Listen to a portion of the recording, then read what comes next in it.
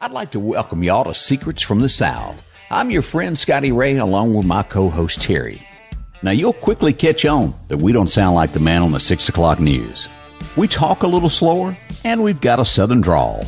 But nonetheless, we've got a great podcast lined up just for you. We'll bring you some interesting stories. They're sometimes crazy and a little unbelievable, but it would be just plain impolite not to share them. So get yourself comfortable. Find some southern charm in a glass of iced tea and enjoy. Terry and I are glad that you came back for another episode of Secrets from the South. Well, we've searched high and low for a topic this week, and well, it was right in front of us. After scouring headlines across America, I've discovered one thing. There's some Americans that just, well, they're not too bright. Maybe they watch too many episodes of Steve Irwin stick his head in a crocodile and play with tigers.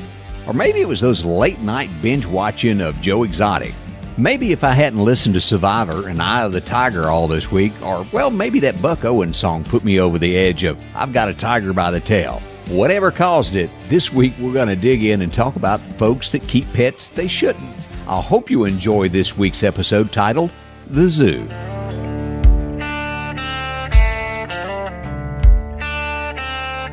Well, I guess, Terry, we need to talk about what's in the news this week. What's that? And it's just plain out stupid people. Well, I don't know that we have enough time because I mean, and I have done some dumb things myself, so I will go ahead and be first to raise my hand. But you got to admit, there's some people out there that make us look like geniuses. Oh, yeah. And what is the fascination with I'm going to the zoo and I'm going to climb in and do a selfie with the animal and he's not going to really eat me? I just don't get that. I mean, first of all, I know that there are a ton of people that love going to a zoo. I mean, are you one of them? No, I absolutely cannot stand zoos. You want to know why? Why? They stink.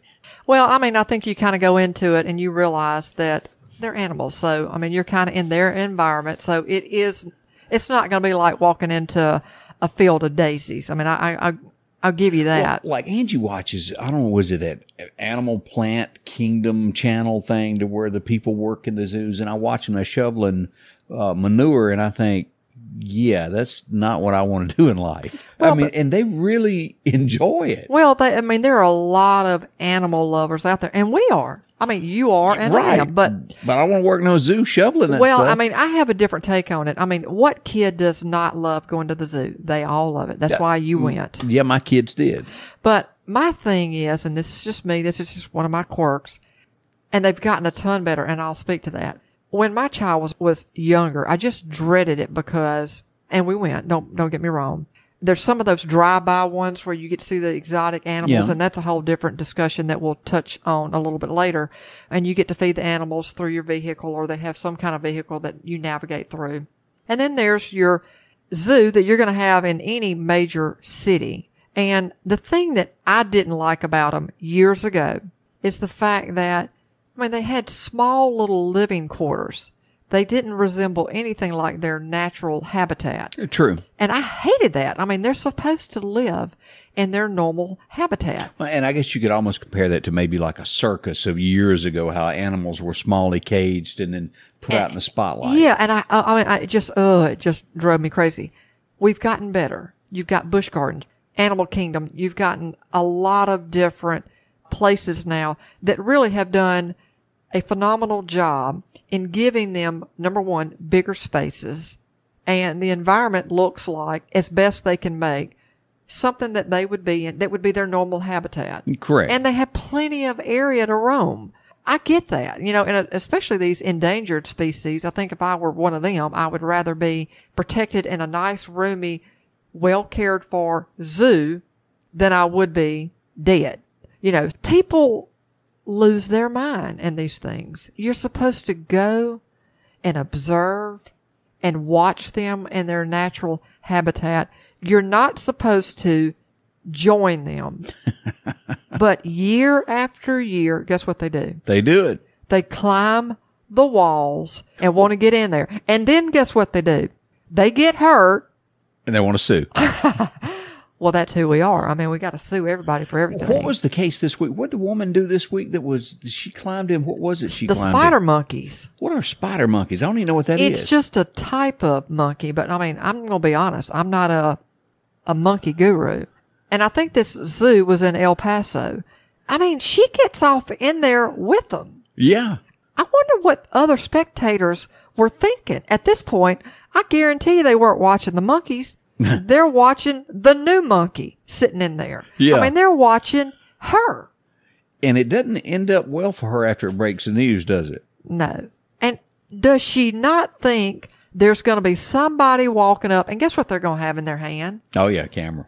Or cell phone. And guess what they're doing the whole time? They're videoing that. If nothing else, I got to tell you, Scotty, I walk up and see somebody do that, I got to video it so I can show all my buddies. Can you believe this? Yeah. Look at this. Now, she lost her job, and I even think the zoo is looking at filing charges against her now. You know, that's the next step. Here's another thing, and my husband and I were just talking about this yesterday. Let's say have you ever been to Cades Cove? Yes, it's beautiful. Okay, you make that drive around, whatever. About 10, 15 years ago, well, probably even longer than that, we used to go up there, and we still do, but go up there all the time. And I mean, we would get up that morning, have some breakfast, pack lunch, and literally we would go on about a 10-mile hike. They've got every trail imaginable. And then part of that little vacation would be to do the Cades Cove thing. And you know what happens when somebody sees a bear or sees deer. Traffic stops and people stop and get out.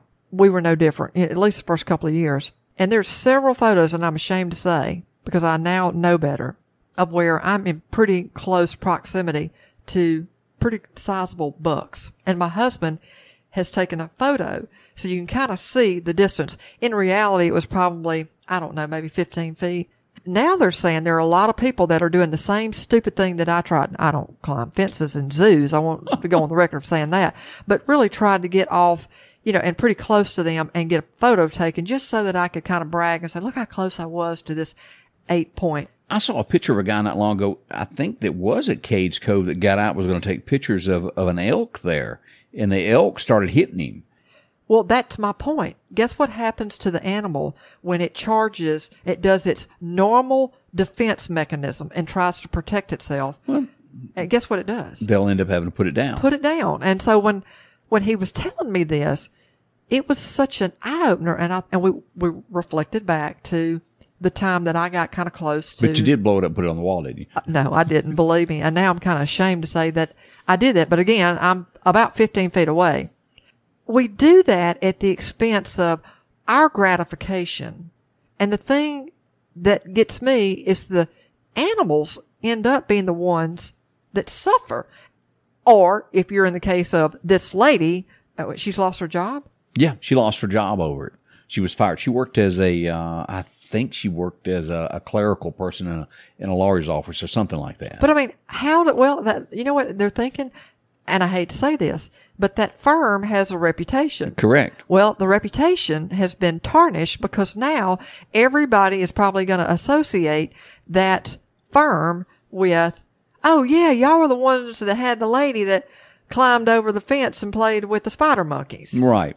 Well, there's a story right there in front of us that I'm looking at that refers back to what you just said here. Another lady, I think it was a lady, climbed a fence in with some lions, and they had to shoot the lions to save her. I mean, they ought to shoot the person. If you're going to be that stupid, then you just suffer the consequences. Now, maybe there's somebody out there that thinks different. But if you're that dumb that you think that you're not going to climb a fence and go over there and pet a lion or whatever your intent is, or a tiger, and think that they're not going to do things to protect themselves, or maybe they think they're playing and they're just, what? How big is a tiger? I mean, how much does a tiger? They're huge. I don't know what they weigh, but they they're bigger than me. Probably weigh, what, 300 pounds maybe? Or more. And they don't think that even if they swat at somebody that wouldn't be harmful. The claws on it would rip silk. Listen, I saw a thing just like yesterday, and I busted out laughing. It's where this guy is going to photograph this kangaroo. And I didn't realize these things are huge. and it's standing up. This thing looks like it's about 8-9 feet. Yeah. I don't even know how much they weigh. And guess what the kangaroo does? What? He knocks the living crap out of this guy. Oh, it's kind of like boxing? With his right hook. And I mean, the guy hits the dirt. But again, the kangaroo is only doing what comes natural to it. So did you watch Anchorman 2 with Ron Burgundy? Exactly. And of course, she fell in with the apes, if I remember right, and he had to get in and save her from it. It was hilarious, but that was a prime example of getting caught in the wrong situation. I mean, I get that. I remember when my daughter was young, I mean, probably like 3 or 4, we went to an aquarium at a big city that had stingrays. Yeah. And they swam around basically in a circle. And, they tell you to lean over and you can stroke the stingray because they don't have the stinger on them. I mean, they're harmless. And when they come by, they all come by in a pile. Well, she fell off in it. And, of course, naturally, crying and everybody was trying to console her. That's an accident, okay? Right. Definitely was not meant to happen. It was embarrassing to her. Thank goodness it also had one of those water pools. It has the water that goes up and all the kids run through the little waterfalls and that sort of thing. So, within 5 minutes of being removed from falling in, nobody knew if she'd been outside playing in that or had been in the aquarium. And I explained that to her. And I think once she understood and kind of wiped her tears and realized nobody was looking at her anymore, she was good to go. Things like that, you understand, especially from innocent children. But grown adults? Well, there's a story of a woman that tried to feed a bear, lost her fingers. Imagine that. All right, here's another one. 2 men mauled while trying to honor a tiger. Hey, why you want to honor a tiger? Let them be. Well, speaking of tigers, they had, what is the fascination with people that want to have exotic pets? Well, I don't know. Did you watch the series? Because I never watched all of it. I watched one show. You talking about the Joe Exotic? Yeah. Did you watch all that? I watched about 2 of them, and that was about too many. One was good for me. And then I was like, I can't do anymore. It was kind of weird. Now, I know that I'm not gonna lie. Yeah, I know there were a lot of people that just watched it just out of, it was just one of those things where it's like, have you ever seen those things where you say, I can't take my eyes off of this? Yeah. I know I shouldn't be watching, but I just can't take my eyes off of it. I think that's what that show was. And he has recently had his tigers removed. Yeah, from jail. Yeah, I think from jail, but I think that whoever was running that on his behalf, they've come and removed it. But they had a guy in the news just a couple of weeks ago, and guess what? His pet tiger is loose in a subdivision. Well, that's Houston is where that went on at. What are people thinking that are going to have happen if they have a tiger living in their home? Yeah. And so, you've got all these people that are fascinated with just bizarre, exotic animals. Like, again, we talked about the chimpanzee. We know people like a fox, the bearded dragon, a chinchilla. Here's one, and this really just kind of grates my nerves. Pythons. They will choke you. But do you know how many are now in the Everglades? It's a lot, isn't it? I think it's the python. They've killed just about all of the wildlife in the Everglades because some idiot or idiots decided, you know what? I think instead of getting a dog or cat or rabbit or turtle, I think I'm going to go out and get a python. And then what happens is they get tired of it. Yep. They can't afford to feed it or whatever the maintenance is on it. So especially in Florida, they're seeing that they've just let them go in the Everglades and they are thriving.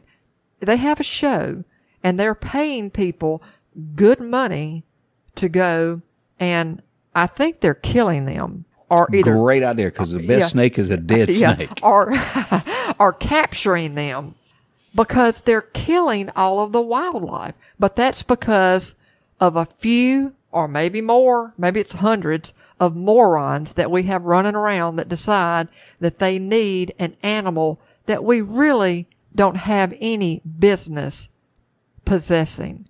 And then think about all these people that try to get these exotic things and they get busted in airports. Yeah. All I remember is watching that movie. What was it? Anaconda? Yeah. Yeah, I don't ever want to be near a snake after watching that show. So I don't know if it's an anaconda or a python. I'm sure there's somebody out there that's listening that's like, all right, get your facts straight. But the point is, it's a big snake. Yeah. You don't need it as a pet. And they've let them go. And now Florida is seeing some of the worst problems in the Everglades that they've ever had before. It's people like this that are, you see bears. When you went to, when we were talking about going to Cades Cove and going I saw up plenty of bears. Yeah, I mean, I did too.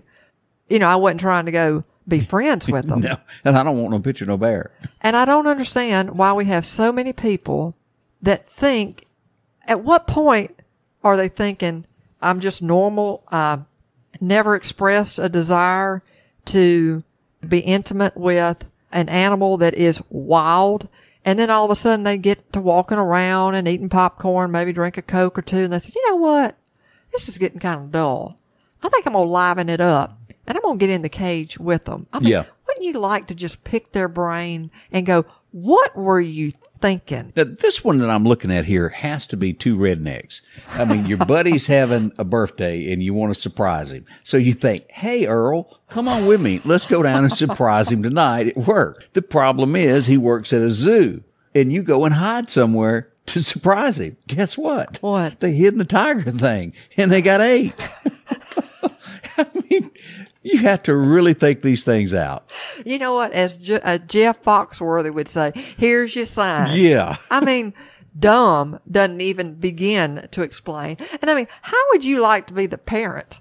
Well, oh, Billy Bob. Yeah. Well, I'm so sorry about him. Yeah. He got eat up by a tiger.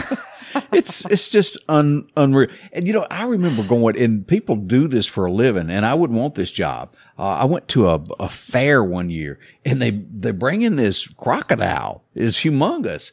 And he plays with it. He sticks his head in the crocodile's head. And he does this for, you know, like 3-4 years. And one day, it decides it's hungry. So the guy he got caught, and he ended up living, but it was by the hair of his chinny chin chin. They're animals. They will eat. And, you know, you take, those two little weird guys that used to do the show in Vegas. Oh, yeah. Sigmund and Rory or something like that. Uh-huh. They got, one of them got eaten, didn't they?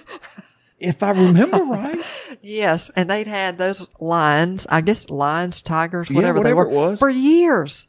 And that's the thing. I think we have this misconception.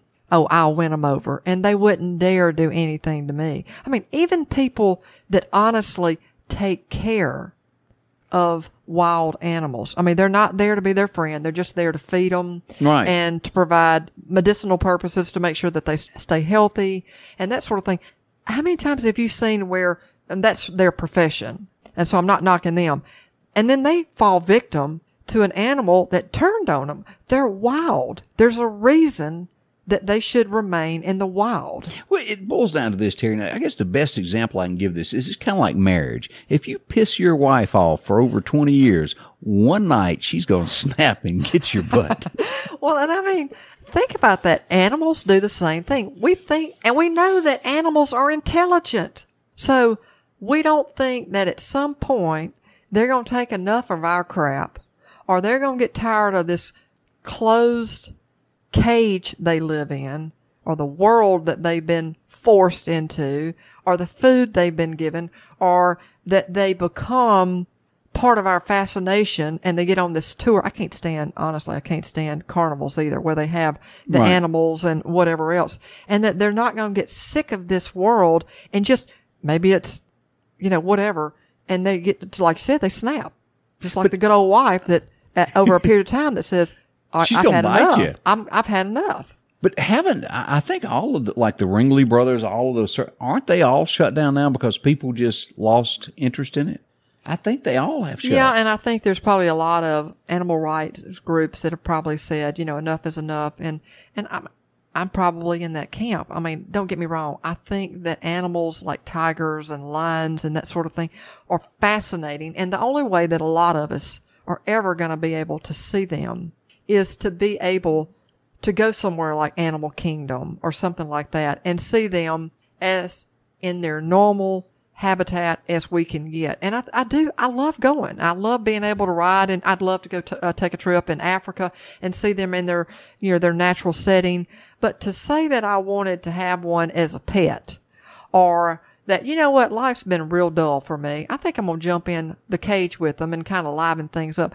I'm not willing to take that risk. You could get me an all expense paid to San Diego right now to go to a zoo, and I'd say, no, thank you. It doesn't excite me. Well, it apparently does some, because you can't go 6 months and some person, I wanted to say some fool, I guess I just did. Yeah, it slipped out. You were thinking out loud. It's going to try something like this. This won't be the last one. No, it will not. There'll be one we won't no more get this aired. And somebody will try another trick. And they always, they don't get in those things thinking, nothing's going to happen to me. They all think that. Yeah. They never think, well, I probably shouldn't do this, or they wouldn't do it in the first place. So you got to question, maybe they're the ones that needs to be in the zoo. I was thinking back through my childhood just the other day, and boy, did I catch on quick as a kid. I spent a whole summer cleaning out horse stalls. That taught me right off the bat that I never wanted to work at a zoo. And by the time I was 6 years old, I'd been bitten twice by a German Shepherd. I was just minding my own business, and it bit me in my sandbed. So what am I getting at? Well, there's a moral to this week's episode. And it was great advice that was passed down to me, and I think I'll pass it on to you. First off, never date a girl that can whoop you or have a pet that can eat you. We hope you enjoyed our podcast and will continue to listen more. We promise to provide stories that intrigue you, provide a little humor, reflect our heritage and culture, whether it's strange and alarming. Please leave us a review and let us know how we're doing. Let us know whether you liked or disliked. Do you have a story to share? If so, we'd like to hear from you. Please email us at comments@secretsfromthesouth.com and provide a brief description of your story along with contact information, and we'll be in touch. Until next time, well, a secret, well, you've picked up on some common sense.